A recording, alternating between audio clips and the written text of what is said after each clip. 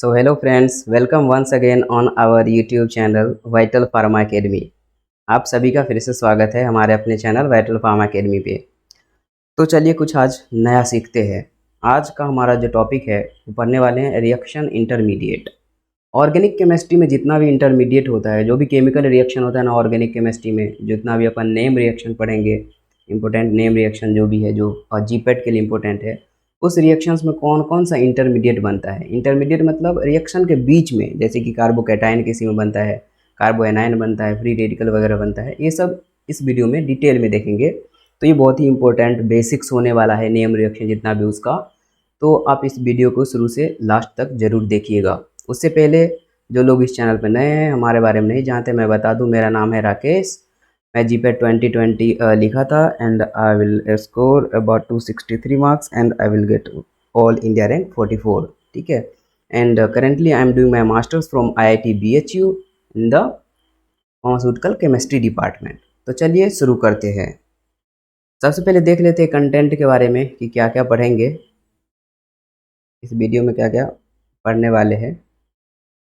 तो देखिए सबसे पहले तो आपको पता ही है कि रिएक्शन इंटरमीडिएट पढ़ने वाले हैं। रिएक्शन इंटरमीडिएट में क्या क्या आता है वो देख लेते हैं। इसमें आएगा अपना कार्बीन पहले पढ़ेंगे सबसे पहले, nitrenes, carbocations, carbanions, free radicals and benzyne mechanism भी होता है एक नेम रिएक्शंस, उसमें आता है। तो ये सारे के सारे रिएक्शन इंटरमीडिएट है। रिएक्शन इंटरमीडिएट का क्या मतलब हुआ, मान चलिए कोई भी केमिकल रिएक्शंस हो रहा है, कोई भी केमिकल रिएक्शन रिएक्शन हो रहा है, ठीक है, उस केमिकल रिएक्शंस के बीच में इन द इंटरमीडिएट क्या बनेगा।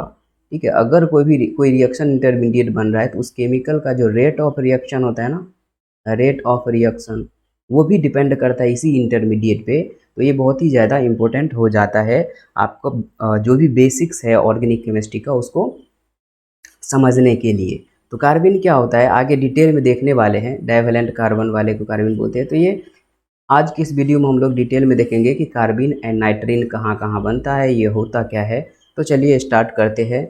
तो सबसे पहले देख लेते हैं रिएक्शन इंटरमीडिएट। जब भी कोई भी केमिकल रिएक्शन होगा तो वो कंप्लीट होगा दो मेथड से, either by the formation of reaction intermediate. देखिए रिएक्शन इंटरमीडिएट, या तो रिएक्शन इंटरमीडिएट बनेगा,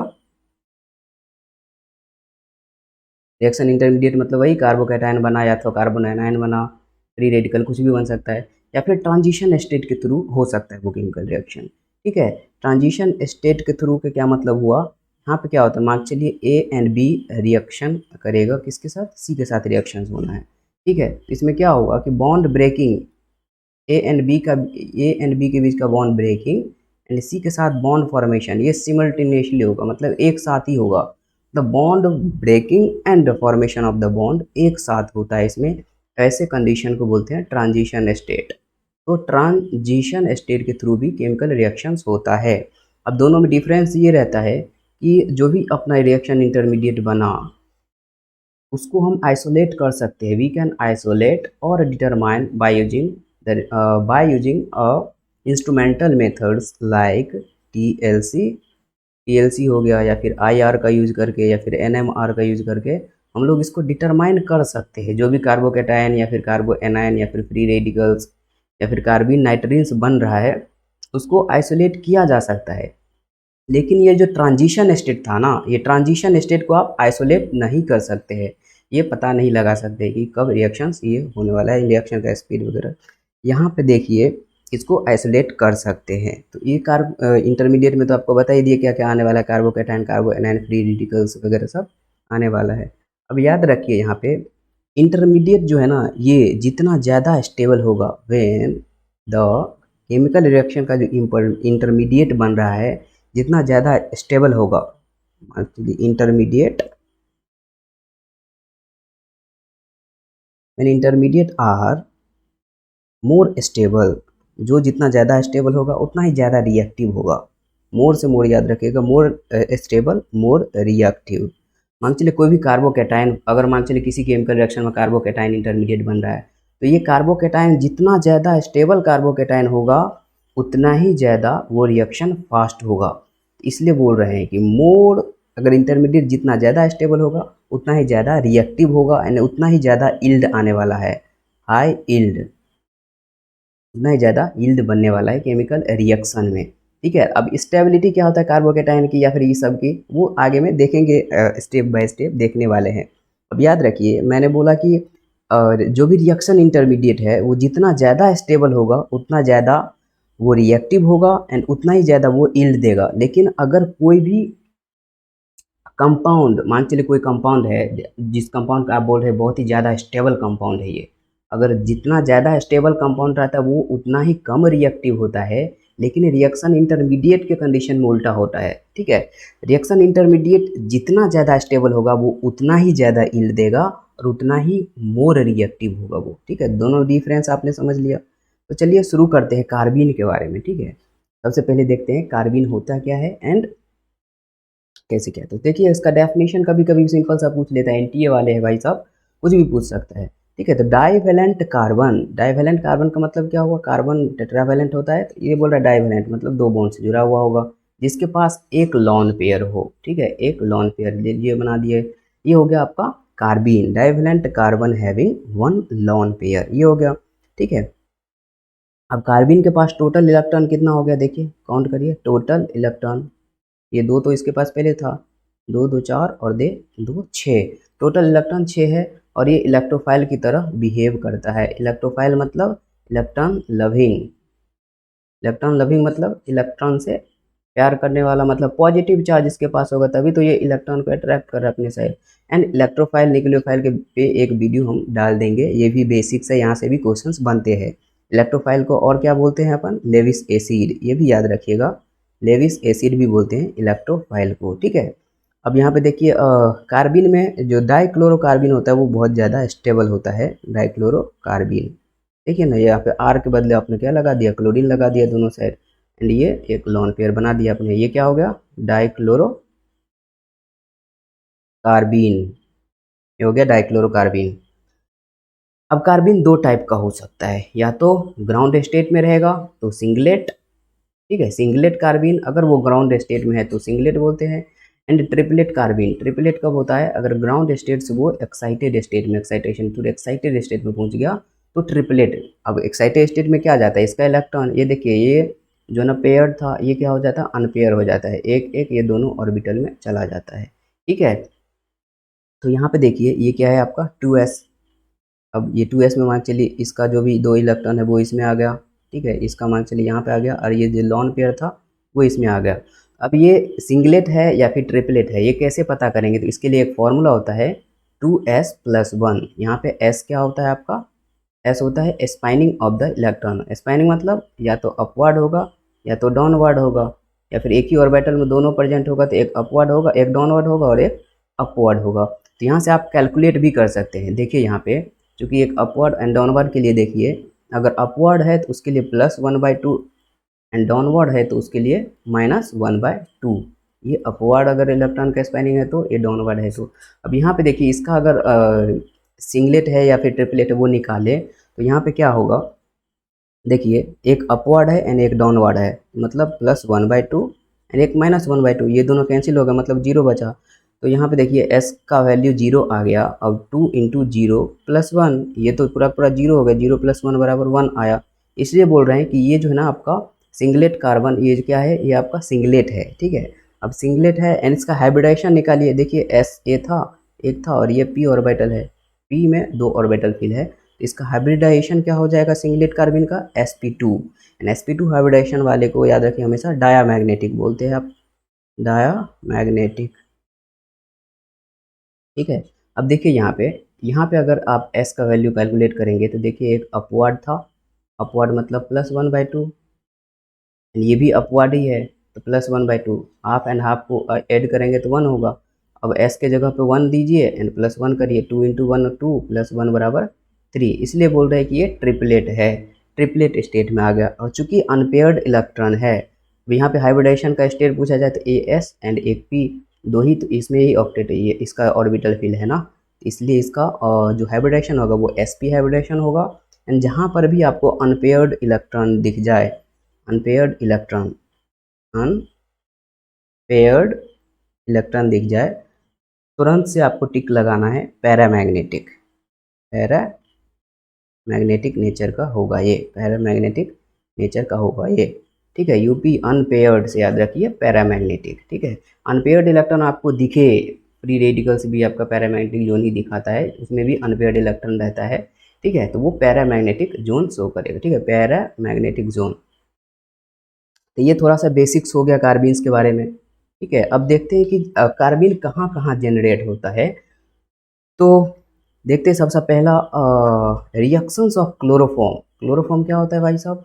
देखिए, क्लोरोफॉर्म होता है आपका CHCl3, यानी कि सी के साथ एक H लगा होगा, बाकी 3 क्लोरीन लगा होगा। CHCl3 ये क्लोरोफॉर्म हो गया। क्लोरोफॉर्म का रिएक्शंस अगर NaOH या फिर KOH, बेसिक मीडियम है ये आपका, ठीक है, NaOH या फिर KOH के साथ में अगर करवाते हैं, ये क्या बनेगा? ये कार्बिन बना देता है, डाइक्लोरोकार्बिन। अभी बताए थे आपको पिछली स्लाइड पे, ये डाइक्लोरोकार्बिन बन गया। बाकी ये Na के साथ एक क्लोरीन बाहर हो जाएगा, NaCl, एंड ये OH के साथ में ये H भाई साहब बाहर हो जाएगा, वाटर बाहर हो जाएगा। ये देखिए, ये इंटरमीडिएट बना। कार्बिन इंटरमीडिएट कौन से नेम रिएक्शंस में बनता है, ये आपसे पूछा जा सकता है। तो एक रिएक्शंस होता है रीमर टीमर रिएक्शन। ठीक है, reamer टीमन reaction, टीमन reaction direct questions पूछता है, रीमर टीमर रिएक्शंस में कौन सा इंटरमीडिएट फॉर्मेशन होता है, तो हम आपको याद रहना चाहिए कार्बीन इंटरमीडिएट बनता है। क्योंकि देखिए, ये मान चलिए यहाँ पे इसका एक एग्जांपल देख लेते हैं। फिनॉल का रिएक्शंस करवाइएगा, CHCl3, ये क्लोरोफॉर्म हो गया ना। आपको मेन ये याद रखना है, CHCl3 एंड NaOH दिख गया मतलब कार्बीन तो बनेगा ही बनेगा, इतना याद रखना है। एंड यहाँ पे मीडियम ये NaOH देगा या फिर KOH देगा। ठीक है, इसका रिएक्शंस होगा एंड इसमें इंटरमीडिएट क्या बनेगा? कार्बीन इंटरमीडिएट बनने वाला है इसमें। तो ये आपका याद रखिए, क्लोरोफॉर्म एंड NaOH अगर साथ में प्रेजेंट है तो ये कार्बीन इंटरमीडिएट देने वाला है। एंड कौन से रिएक्शंस में इंटरमीडिएट बनता है? रीमर डीमर रिएक्शंस में, ये याद रखिए। एंड दूसरा एक एग्जांपल्स और देखते हैं, कीटीन। सबसे पहले तो ये पूछा जाता है कि कीटीन कौन से नेम रिएक्शंस में ये कीटीन इंटरमीडिएट बनता है। तो सबसे पहले याद रखिए, कीटीन का फॉर्मूला ये होता है CH2 double bond C double bond O। ठीक है, ये कीटीन है। कीटीन इंटरमीडिएट कहाँ बनता है ये पूछ सकता है आपसे। याद रखिए, एक नेम रिएक्शंस होता है वोल्फ रीअरेंजमेंट, वोल्फ रीअरेंजमेंट, ये देखिए ऊपर लिखा भी है। वोल्फ रीअरेंजमेंट में कीटीन इंटरमीडिएट बनता है। एंड कीटीन को जब आप हीट करेंगे ना, तो याद रखिए C डबल बॉन्ड O कहीं भी दिख जाए एंड उसको आप हीट कर रहे होंगे तो CO निकल जाता है। जब CO निकल गया तो बचा क्या? CH2 बचा। CH2 बचा मतलब एक लॉन पेयर इसके पास बच गया। देखिए ना, डाईवैलेंट कार्बन के पास लॉन पेयर है, मतलब कार्बन इंटरमीडिएट बन गया, कार्बीन इंटरमीडिएट बन गया। याद रखिएगा, इससे ऐसे याद रखिए, किट्टू गोल्फ खेल रहा था, गोल्फ एक गेम होता है ना, तो किट्टू से याद रखिए कीटीन। किट्टू नायरा देखते हैं ना आप लोग, सीरियल तो पक्का ही देखते होंगे। ठीक है, तो उसमें किट्टू नायरा की कहानी है। तो यहाँ पे याद रखिए, किट्टू से किट, याद रखिए यहाँ पे किट्टू गोल्फ खेलता है, किट्टू से कीटीन, गोल्फ मतलब वोल्फ रीअरेंजमेंट। डायरेक्ट पूछता है ये एनटीए वाला कि वोल्फ रीअरेंजमेंट में कौन सा इंटरमीडिएट बनता है। तो एक तो कार्बिन याद रखना है आपको, एंड इसमें कीटीन यूज होता है, याद रखिए इसमें कीटीन यूज होता है। तो ये आपका हो गया कार्बिन खत्म। अब देखते हैं नाइट्रीन्स के बारे में। नाइट्रिन क्या होता है? नाइट्रिन होता है ये मोनोवेलेंट नाइट्रोजन। मोनोवेलेंट, देखिए नाइट्रोजन में एक ही आर लगा होगा, अब आर कुछ भी हो सकता है। नाइट्रोजन के पास एक लॉन पेयर पहले से रहता था और ये 2 बॉन्ड चुकी, और इसमें देखिए नाइट्रोजन 3 ये और एक लॉन पेयर रहता है। अब बोल रहा है कि मोनोवेलेंट है, मतलब ये दोनों तो गायब हो गया, मतलब ये भी लॉन पेयर के तरीके से लिखेंगे ना आप इसको। देखिए इसमें 2 लॉन पेयर हो गया और एक, तो मोनोवेलेंट नाइट्रोजन कहीं भी आ जाए, मोनोवेलेंट नाइट्रोजन, उसको नाइट्रीन्स बोलते हैं। अब ये नाइट्रीन्स बनेगा कहाँ कहाँ ये देखते हैं। ठीक है, बनेगा कहाँ कहाँ ये देखते हैं। इसमें भी 6 इलेक्ट्रॉन, 2 2 4 2 6, इसमें भी टोटल इलेक्ट्रॉन कितना हो गया? Total electron 6, right. अब जनरेशन ऑफ नाइट्रीन्स देख लेते हैं। तो पहला है from hydrazoic acid. Hydrazoic acid क्या होता है ये आपको पता होना चाहिए। HN3 को हाइड्रोजोइक एसिड बोलते हैं। ठीक है, ये है आपका हाइड्रोजोइक एसिड। ठीक है, जब हाइड्रोजोइक एसिड का हीट करेंगे तो कहीं भी आपको N3 दिखे ना, और वो हीट के प्रेजेंस में हो रहा है, तो यहाँ से N2 गैस बाहर निकल जाता है और N यहाँ पे बच जाता है। देखिए हीट करेंगे तो N2 तो बाहर हो गया, तो क्या बचा, HN ही बचा ना। तो देखिए मोनोवेलेंट नाइट्रोजन को क्या बोलते हैं, नाइट्रीन ही तो बोलते हैं, ये नाइट्रीन बन गया। और कोई भी केमिकल रिएक्शन जिसमें हाइड्रोजोइक एसिड यूज हो रहा होगा, ये आपको याद करना पड़ेगा कि कोई भी ऐसा केमिकल रिएक्शन जिसमें हाइड्रोजोइक एसिड बन रहा हो, उसमें ये नाइट्रीन इंटरमीडिएट बनेगा ही बनेगा। एक रिएक्शंस होता है सिमेट्री अरेंजमेंट, याद रखिएगा, सिमेट्री अरेंजमेंट, नेम रिएक्शन भी हम लोग करेंगे, जितना भी इम्पोर्टेंट नेम रिएक्शन है। सिमेट्री अरेंजमेंट में क्या होता है कि आप यूज करते हैं एक एसिड COOH, एसिड के साथ में ये हाइड्रोजोइक एसिड यूज करते हैं, एंड यहाँ पे हीट यूज किया जाता है। तो आपको ये याद रखना है, हाइड्रोजोइक एसिड दिखा, हीट दिखा, मतलब नाइट्रीन बनेगा ही बनेगा। यहाँ पे कौन सा इंटरमीडिएट बनने वाला है, नाइट्रीन बनने वाला है। तो डायरेक्ट आपसे पूछेगा कि सिमेट्री अरेंजमेंट में कौन सा इंटरमीडिएट बनता है, तो आपका आंसर क्या आ जाएगा, नाइट्रीन इंटरमीडिएट बनता है। नाइट्रीन होता क्या है, तो मोनोवेलेंट नाइट्रोजन को नाइट्रीन बोलते हैं। तो ये आपका क्लियर हो गया सिमेट्री अरेंजमेंट। आने वाले नेम रिएक्शंस में नाइट्रोजन डेफिशिएंट का 4-5 रिएक्शंस होता है, वो एक साथ देख लेंगे। तो सिमेट रिएक्शंस में ये भी एसिड है, एसिड एसिड से याद रखिएगा, दोनों एसिड ही यूज हो रहा है, एंड हाइड्रोजोइक एसिड था और हीट यूज कर रहे थे, इसलिए नाइट्रीन इंटरमीडिएट यहाँ पे बना। अब दूसरा देखते हैं जनरेशन ऑफ नाइट्रीन। अब दूसरा इसमें आता है एजाइड। देखिए HN3 को आपने बोला था हाइड्रोजोइक एसिड, लेकिन अगर H को आप रिप्लेस कर दीजिए किसी और चीज़ से, R लगा दिए यहाँ पे, इसको बोलते हैं अपन एजाइड। अब एजाइड में कुछ भी हो सकता है, एसाइल एजाइड हो सकता है, एल्काइल एजाइड हो सकता है। अब R यहाँ पे कुछ भी आप लगाते रहिए, ठीक है। तो एजाइड जब भी आपको RN3 दिखे, हीट दिखे, आपको पहले ही बोला N3 है, हीट कर रहे हो, N2 गैस बाहर निकल जाएगा एंड एक N यहाँ पे बच जाएगा, तो नाइट्रीन ही बनेगा, ठीक है। तो R के साथ एक N यहाँ पे बच जाएगा और N2 गैस बाहर निकल जाएगा। तो देखिए ना, मोनोवेलेंट नाइट्रोजन को क्या बोलते हैं, नाइट्रीन ही तो बोलते हैं, नाइट्रीन ही तो बोलते हैं, ठीक है। तो ये आपका नाइट्रीन बन गया। अब ये कौन से नेम रिएक्शंस में बनता है भैया, तो याद रखिए एक नेम रिएक्शन होता है एक कर्टियस रीअरेंजमेंट। जैसे सिमेट्री अरेंजमेंट था ना, वैसे होता है कर्टियस रीअरेंजमेंट। कर्टियस रीअरेंजमेंट में स्टार्टिंग मटेरियल क्या क्या होता है, एक इसमें यूज करते हैं एसाइल एजाइड। एसाइल मतलब RCO के साथ में आपका N3 जुड़ जाएगा। ये देखिए ये पूरा का पूरा R हो गया, ये R था और ये N3 था। इसका रिएक्शंस जब आप करेंगे हीट के प्रेजेंस में, तो यहाँ पर भी नाइट्रीन इंटरमीडिएट बनने वाला है, नाइट्रीन इंटरमीडिएट बनने वाला है। अभी आपको बस इतना याद रखना है, ये रीअरेंजमेंट वगैरह जब नेम रिएक्शन पढ़ेंगे तो पूरा डिटेल में बताएंगे आपको, ठीक है। तो देखिए R के जगह पे RCO लगा दिया इसने, ठीक है, और N3 एजाइड था ना, N3 के साथ में अगर R लगाए तो उसको एजाइड बोलते हैं। एंड N3 दिखे, हीट दिखे, तो नाइट्रीन बनेगा ही बनेगा भैया। तो नाइट्रीन एक तो आपने हाइड्रोजोइक एसिड से बनते हुए देख लिया, एक आपने एजाइड से बनते हुए देख लिया। अब तीसरा देखते हैं आइसोसाइनेट से। आइसोसाइनेट का फॉर्मूला क्या होता है, NCO होता है, ठीक है, R के साथ में NCO,